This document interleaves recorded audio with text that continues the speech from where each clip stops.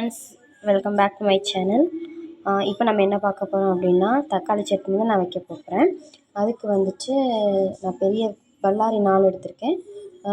தக்காளி வந்து 5 எடுத்திருக்கேன். ஏன் தக்காளி 5 எடுத்திருக்கேன்னா, இது சின்ன தக்காளின்றதுனால 5 இது எடுத்திருக்கேன். இன்னும் எல்லாத்தையும் நான் வாஷ் பண்ணி எடுத்துக்கிட்டேன். 2 பேருக்கு பண்ணுறதுனால நான் இவ்வளோ கம்மியான இன்க்ரீடியன்ட் சேர்த்துருக்கேன். நீங்கள் 5 பேர் அப்படி கூட இருந்ததுன்னா அதுக்கு தகுந்தாப்புல நீங்கள் வந்து சேர்த்துக்கோங்க. எல்லாத்தையுமே நான் தக்காளி, வெங்காயம், காரத்துக்காக வத்தல், கருவேப்பிலை கிடைக்கலன்னு இல்லை, நான் இல்லை, அதனால் முருங்கை இலை சேர்த்துக்கிறேன்.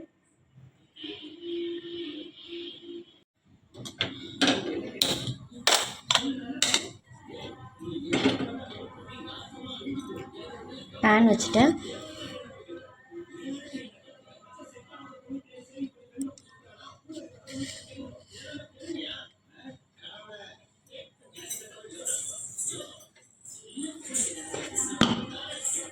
ஆயில் சேர்த்துக்கிறேன்.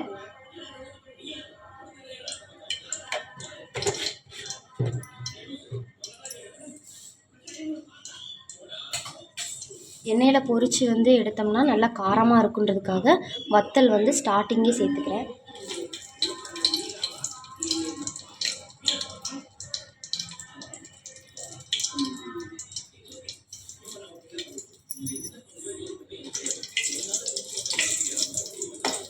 நல்லா பொரிச்சு எடுத்தால் நல்லா காரமாக இருக்கும்.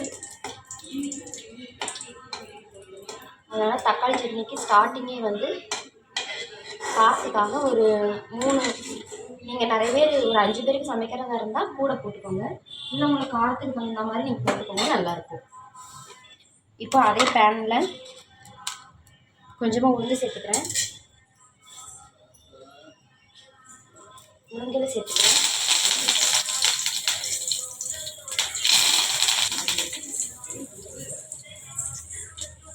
கொஞ்சமாக கடுகு சேர்த்துக்கிறேன்,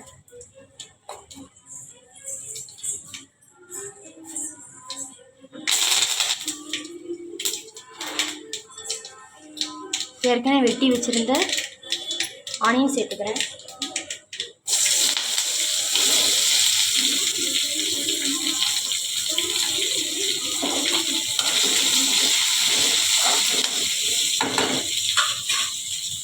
இது நல்லா வதங்குறதுக்காக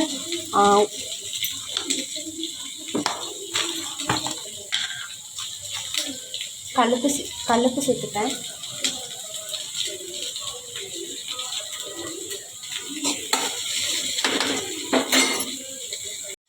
ஆனியன் நல்லா வதங்கி வந்துருச்சு. இந்த டைமில் வெட்டி வச்சுருந்த தக்காளி சேர்த்துக்கிறேன். ஏற்கனவே நம்ம உப்பு சேர்த்ததுனால சேர்த்துக்கிறேன்னா, ஒருவேளை உங்களுக்கு உப்பு கம்மியாக இருந்துச்சுன்னா நீங்கள் அளவு பார்த்து சேர்த்துக்கோங்க.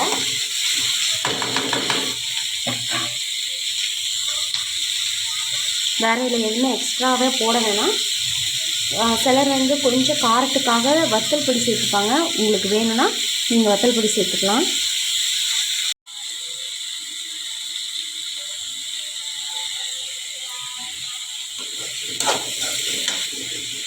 நல்லா வதக்கி விட்டுக்கோங்க, அப்போ தான் நல்லா ஈவனாக வேகும். ஏன்னா எண்ணெயில் பொரித்து வச்சுருங்க காஞ்ச வத்தலையும் சேர்த்து நான் சேர்த்துக்கிறேன்.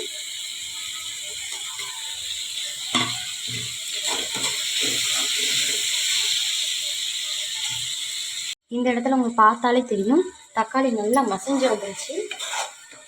இப்போ வந்து நம்ம என்ன பண்ண போகிறோம் அப்படின்னா, கொஞ்சம் நேரம் இதை வந்து ஆற விட்டு மிக்ஸி ஜாரில் அரைச்சி தக்காளி சட்னி ரெடி பண்ண போகிறோம்.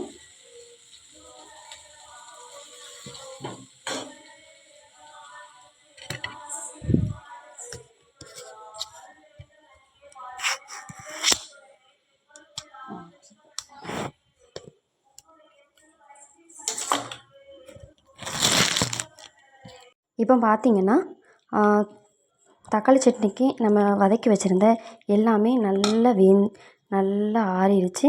இப்போது நம்ம இதை வந்து ஒரு மிக்ஸி ஜாரில் சேர்த்துக்கிட்டு நம்ம வந்து பேஸ்ட்டாக அரைச்சிக்கலாம்.